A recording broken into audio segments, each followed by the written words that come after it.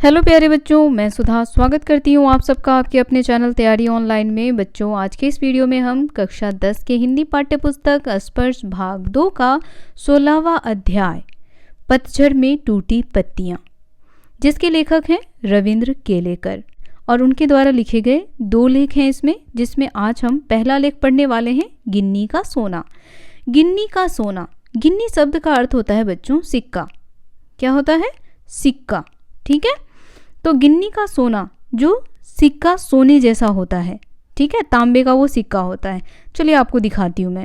यहाँ देखिए बच्चों, ये जो आपको सिक्का दिख रहा है इसे कहते हैं गिन्नी, और लेखक ने इसे क्या कहा है? गिन्नी का सोना। तो चलिए बच्चों, इस अध्याय को पढ़ते हैं और देखते हैं कि लेखक इस अध्याय के माध्यम से हमें क्या समझाना चाहते हैं। शुद्ध सोना अलग है और गिन्नी का सोना अलग। गिन्नी के सोने में थोड़ा सा तांबा मिलाया हुआ होता है, इसीलिए वह ज़्यादा चमकता है और शुद्ध सोने से मजबूत भी होता है। औरतें अक्सर इसी सोने के गहने बनवा लेती हैं। फिर भी होता तो वह गिन्नी का ही सोना है। शुद्ध आदर्श भी शुद्ध सोने के जैसा ही होता है। चंद लोग उसमें व्यावहारिकता का थोड़ा सा तांबा मिला देते हैं और चलाकर दिखाते हैं, तब हम उन्हें प्रैक्टिकल आइडियलिस्ट कहकर उनका बखान करते हैं। अब देखिए बच्चों, लेखक कहते हैं कि शुद्ध सोने और सोने के सिक्के, गिन्नी यानी सिक्का, सोने के सिक्के में बहुत फ़र्क होता है। सोने के सिक्के में थोड़ा सा तांबा मिला दिया जाता है तो वह बहुत ही चमकीला और मजबूत हो जाता है और औरतें उसी का गहना बना करके पहनती हैं। फिर लेखक कहते हैं कि किसी व्यक्ति का जो उच्च चरित्र होता है वह किसकी तरह होता है? शुद्ध सोने की तरह होता है। जैसे शुद्ध सोना अधिक चमकदार नहीं होता, उसी तरह अच्छे चरित्र वाले व्यक्ति का व्यवहार ज़्यादा दिखावटी नहीं होते और उसमें कोई मिलावट नहीं होता। और कहते हैं कि कुछ लोग ऐसे भी हैं जो अपने चरित्र में तांबा अर्थात मिलावटी व्यवहार मिला देते हैं। अब देखिए, यहाँ पे 2 चरित्र वाले लोगों के बारे में लेखक कहते हैं। एक ऐसा चरित्र जो दिखावटी से कहीं दूर हो, यानी वह किसकी तरह है? शुद्ध सोने की तरह। और दूसरा कहते हैं कि दूसरा कैसा है?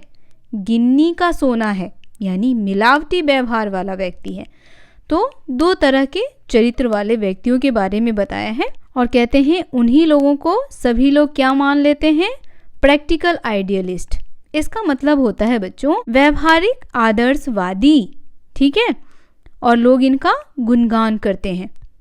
पर बात ना भूलें कि बखान आदर्शों का नहीं होता बल्कि व्यवहारिकता का होता है, और जब व्यवहारिकता का बखान होने लगता है तब प्रैक्टिकल आइडियलिस्टों के जीवन से आदर्श धीरे धीरे पीछे हटने लगते हैं और उनकी व्यवहारिक सूझबूझ ही आगे आने लगती है। अब लेखक कहते हैं, पर बात न भूलें कि बखान आदर्शों का नहीं बल्कि किसका होता है? व्यवहारिकता का होता है। किसका बखान होता है? व्यवहारिकता का। तो यहाँ पर हम सभी को लेखक बताना चाहते हैं कि हमें यह नहीं भूलना चाहिए कि वर्णन कभी भी आदर्शों का नहीं होता बल्कि आपके व्यवहार का होता है। आगे कहते हैं, सोना पीछे रहकर तांबा ही आगे आता है। चंद लोग कहते हैं गांधी जी प्रैक्टिकल आइडियलिस्ट थे, व्यवहारिकता को पहचानते थे, उसकी कीमत जानते थे, इसीलिए वे अपने विलक्षण आदर्श चला सके, वरना हवा में ही उड़ते रहते, देश उनके पीछे न जाता। अब लेखक यह बताने की कोशिश कर रहे हैं बच्चों कि कुछ लोगों का क्या मानना है कि गांधी जी कैसे थे? व्यवहारिक आदर्शवादी। प्रैक्टिकल आइडियलिस्ट कहने का अर्थ है व्यवहारिक आदर्शवादी। तो उनमें से एक थे वो। यदि गांधी जी अपने आदर्शों को महत्व नहीं देते तो पूरा देश उनके साथ हर समय कंधे से कंधे मिला करके खड़ा न होता। हाँ, पर गांधी जी कभी आदर्शों को व्यवहारिकता के स्तर पर उतरने नहीं देते, यानी उनका आदर्श एक तरफ है और व्यवहारिकता एक तरफ। बल्कि व्यवहारिकता को आदर्शों के स्तर पर चढ़ाते थे। वे सोने में तांबा नहीं बल्कि तांबे में सोना मिलाकर उसकी कीमत बढ़ाते थे। इसीलिए सोना ही हमेशा आगे आता रहता था, यानी जो उनके आदर्श हैं वही हमेशा आगे रहा। तो बच्चों अब यहाँ पे समझिए लेखक क्या बताना चाहते हैं। तो लेखक कहते हैं कि जो लोग केवल अपने व्यवहार पर ही ध्यान देते हैं, केवल वैज्ञानिक ढंग से ही सोचते हैं, वे व्यवहारवादी लोग कहे जाते हैं।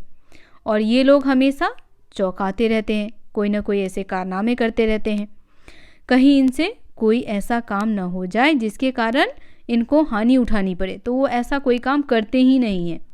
और यहाँ सबसे महत्वपूर्ण बात यह है बच्चों, गांधी जी का हमेशा मानना था कि खुद की तरक्की करो और साथ साथ दूसरों को भी आगे ले जाओ।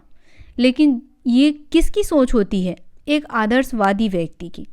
जो व्यक्ति आदर्शवादी होगा वह अपने साथ साथ समाज को भी आगे बढ़ाएगा। लेकिन व्यवहारवादी इंसान जो सिर्फ अपने बारे में ही सोचता है, वह कैसा होता है? सेल्फिश, सिर्फ अपनी कामयाबी ही देखता है, बाकी और किसी की उसे नहीं दिखती। आगे कहते हैं कि व्यवहारवादी लोग हमेशा सजग रहते हैं, यानी चौकन्ना रहते हैं, है ना। उन्हें हमेशा डर सा लगा रहता है कि कहीं कोई हानि ना हो जाए। लाभ हानि का हिसाब लगाकर ही कदम उठाते हैं, आगे बढ़ते हैं। वे जीवन में सफल होते हैं, अन्यों से आगे भी जाते हैं, पर क्या वे ऊपर चढ़ते हैं? अब देखिए, जो लोग व्यवहारवादी होते हैं, ठीक है, वह हर काम को बहुत ही सोच समझ के करते हैं ताकि जीवन में उन्हें सफलता मिले। तो लेखक कहते हैं कि क्या वे ऊपर चढ़ते हैं? नहीं बच्चों, ऐसे लोग कभी ऊपर नहीं चढ़ते। ऊपर कौन चढ़ता है? जो आदर्शवादी लोग होते हैं, जो सिर्फ अपने बारे में नहीं सोचते बल्कि सभी के बारे में सोचते हैं, जो अपनी सफलता के साथ साथ दूसरों की सफलता के भी कामना करते हैं, ठीक है। ऐसे लोग जीवन में आगे बढ़ते हैं, खुद ऊपर चढ़े और अपने साथ दूसरों को भी ऊपर ले चले, यही महत्व की बात है। और ऐसी बात कौन लोग सोचते हैं? जो लोग आदर्शवादी होते हैं, ठीक है बच्चों। तो यह काम तो हमेशा, अब आगे वही लेखक कह रहे हैं कि यह काम तो हमेशा आदर्शवादी लोगों ने ही किया है। जैसे कि गांधी जी, उन्होंने उदाहरण के तौर पे किसका नाम लिया? गांधी जी का। गांधी जी ने पूरे देश को आज़ादी दिलाई और देश के सभी लोगों ने उनका सहयोग किया, क्योंकि वह सिर्फ अपने लिए नहीं सोच रहे थे बल्कि वह पूरे देश के लिए सोच रहे थे, सभी लोगों के लिए सोच रहे थे। समाज के पास अगर शाश्वत मूल्यों जैसा कुछ है तो वह आदर्शवादी लोगों का ही दिया हुआ है। व्यवहारवादी लोगों ने तो समाज को गिराया ही है। अब लेखक क्यों कह रहे हैं कि व्यवहारवादी लोगों ने समाज को गिराया है? क्योंकि उन्होंने सिर्फ अपने बारे में सोचा है, सिर्फ अपनी सफलताओं के लिए कोई भी कार्य किया है तो सिर्फ अपनी सफलता के लिए। तो बच्चों हमें कैसा बनना चाहिए? आदर्शवादी, ना कि व्यवहारवादी। तो बच्चों गिन्नी का सोना हमने पढ़ लिया। अब लेखक पढ़ने वालों से क्या उम्मीद कर रहे हैं? तो देखिए बच्चों, लेखक पढ़ने वालों से यह उम्मीद कर रहे हैं कि कम शब्दों में जो उन्होंने यह लेख लिखा है, ठीक है, उसे समझे और उसे पढ़ करके क्या हो? जागरूक और सक्रिय नागरिक बने।